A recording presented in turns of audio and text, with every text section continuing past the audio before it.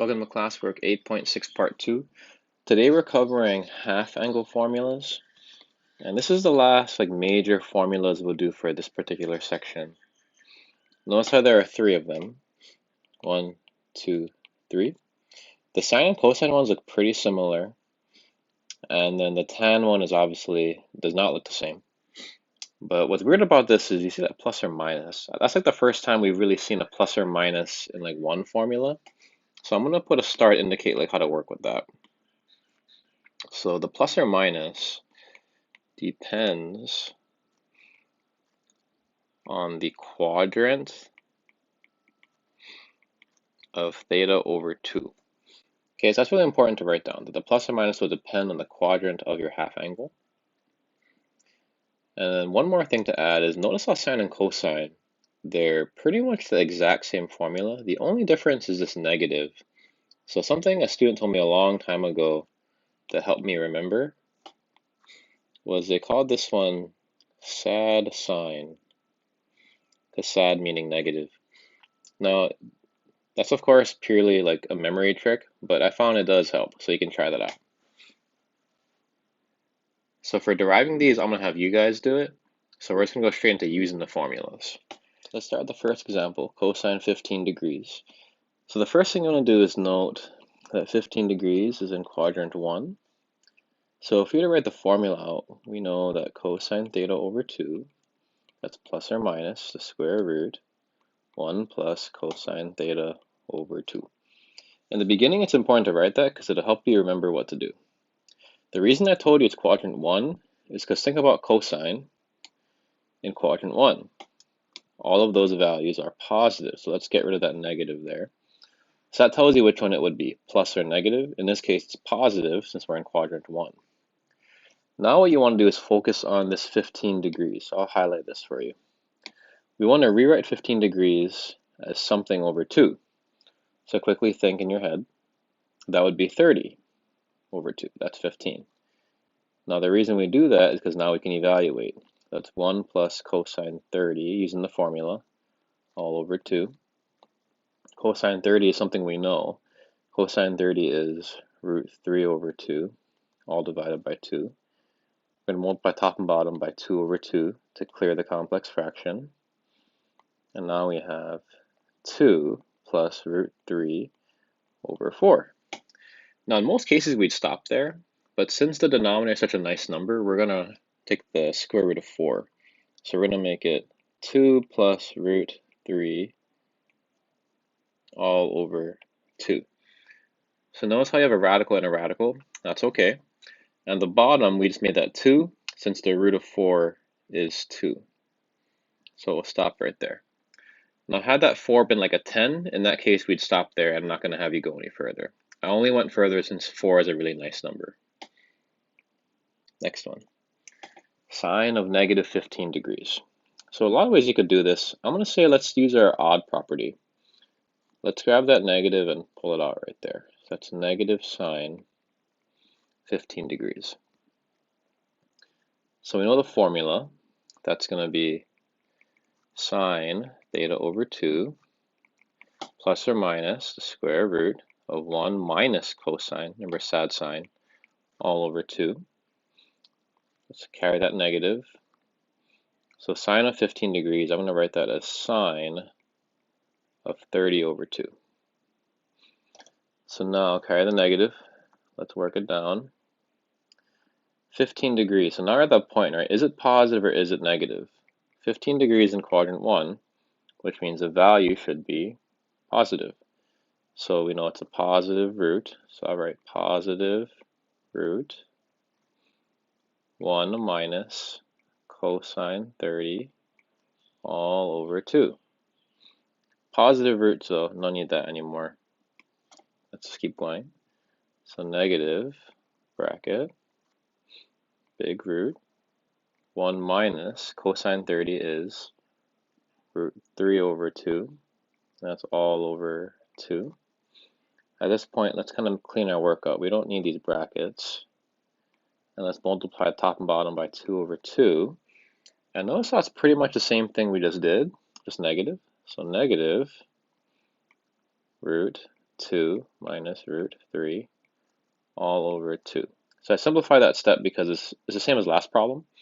There would be a 4 on the denominator, but we just take the root of that. So now we have that as our answer. Okay, tan problem. So the tan problem over here, this one's going to be a little tricky. The good thing about the tan formula is if you think about the actual half angle formula, tan theta over 2, that's going to be 1 minus cosine theta over sine theta. Notice how there is no plus or minus. So this formula is great because you don't worry about the quadrant at all. You can just straight plug it in.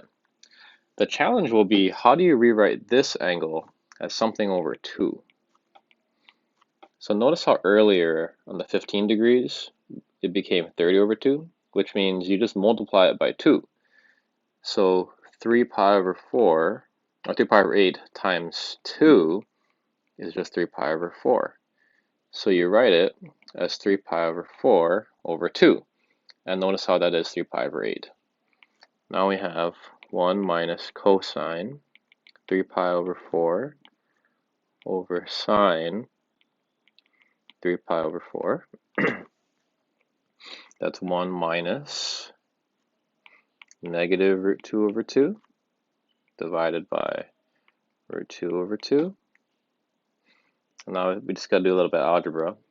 This is 1 plus root 2 over 2 over root 2 over 2. Now we're going to get rid of the complex fractions. Let's multiply by 2 over 2. So that would be 2 plus root 2 over root 2. Now let's finish it up. Let's rationalize this to make it a little cleaner. Multiply by root 2 over root 2.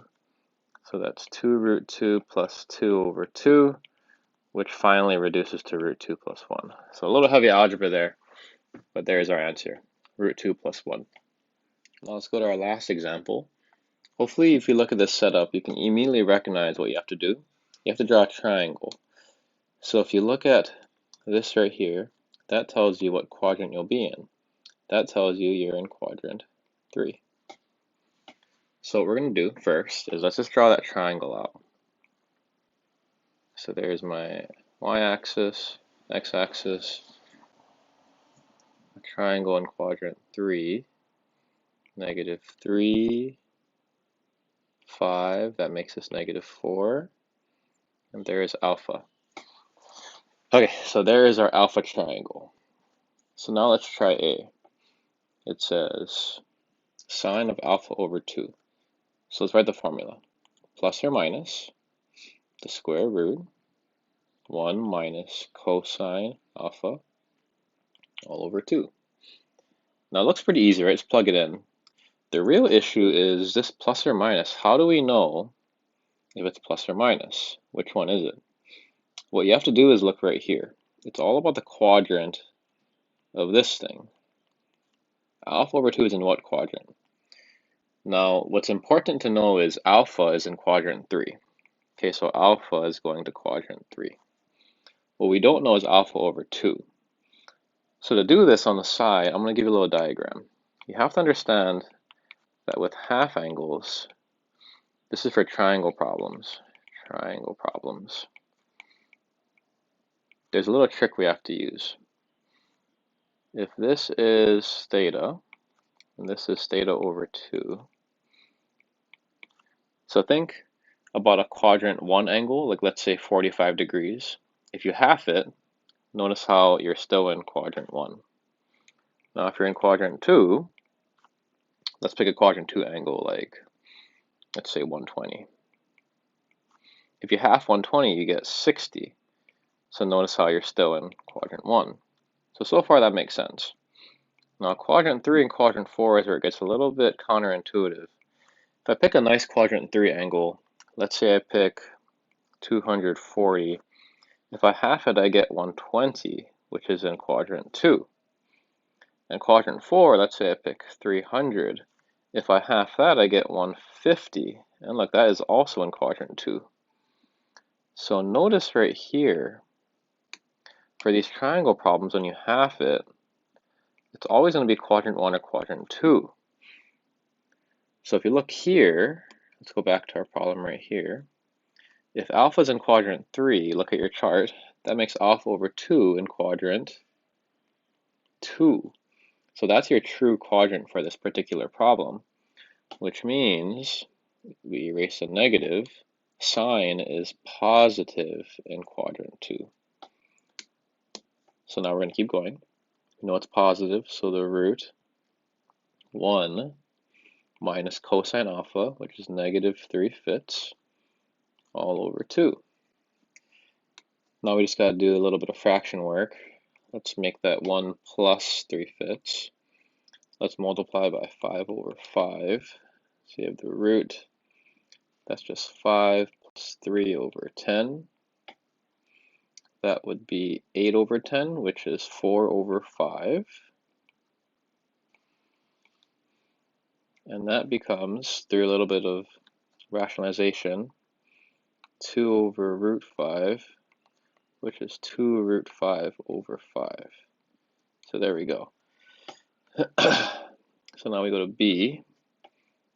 Let's write it out. Plus or minus square root 1 plus cosine alpha all over 2. Remember, this is in quadrant 2. So cosine, the x, those values are negative. So let's really highlight that negative here. So we have negative root 1 plus cosine alpha is negative 3/5 all over 2. And now it's like the same thing we just did. Multiply by 5 over 5. That's just 5 minus 3 over 10. So that's 2 over 10, which is 1/5. So negative root of a fifth, which is simply negative root 5 over 5. Done. Now the last one, tan alpha over 2, we can just use a formula. That's just 1 minus cosine alpha over sine alpha. Again, tan's the best one because there are no plus or minuses anywhere. You straight up use a formula. So 1 minus cosine alpha, which is negative 3/5, all over sine alpha, which is negative 4/5. Let's simplify that a little bit. That's just 1 plus 3/5. I'm going to multiply everything by 5 over 5.